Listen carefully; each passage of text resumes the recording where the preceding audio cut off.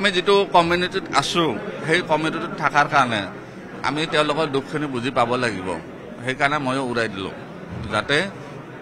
অনুভৱটো বুজিব পাৰো চলি নহলে কি সমস্যা হয় মইতো আহি যাব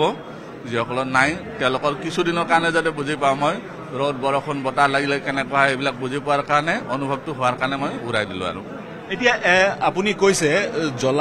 জ্বলিব পাৰে চকু জ্বলিব পাৰে মূৰ জ্বলিব পাৰে গতিকে ঔষধটো আপুনি প্ৰস্তুত কৰাৰ পিছত সেইটো নিজৰ শৰীৰত বা নিজৰ মূৰত এপ্লাই কৰি লৈছে যোৱাকালি ৰাতি মই লগাই মই প্ৰায় 10 মিনিটমান ৰাখিছিলো আৰু আমি প্ৰত্যেকবাৰ যেতিয়া লগাও ৰাইজক তাৰে আগতে মই নিজে পৰীক্ষা কৰি লওঁ এইখিনিত লগাইছিলো আৰু যিখিনি নৰ্মেল হ'ব লাগে সেইখিনি থাকে একো নাথাকে মাজে সময়ে বিতৰ্কৰ সূত্ৰপাত হয় কিছু লোকে আপোনাক সমালোচনা কৰে গতিকে এই ঔষধটো আয়ুৰ্বেদৰ এটা অংশ বুলি আপুনি কৈছে বা হয় ঔষধটো সুশ্ৰুত সংহিতাৰ কথা কৈছে ইত্যাদিতে জানিব বিচাৰিম ঔষধটো প্ৰকৃততে কি ঔষধটো আমাৰ সুশ্ৰুত সংহিতাৰ পৰা লোৱা ঔষধ হয় আৰু এইটো এটা গুপ্তবিদ্যাৰ অধীনত আহে সেইকাৰণে মই ৰাজহুৱা কৰিব নোৱাৰো আৰু ৰাজহুৱা কৰিলে ইয়াৰ ৰিজাল্টটো কম হৈ যাব আৰু এইটো বেয়া মানুহৰ হাতত পৰি যাব সেইকাৰণে ৰাজহুৱা কৰা নহয় আৰু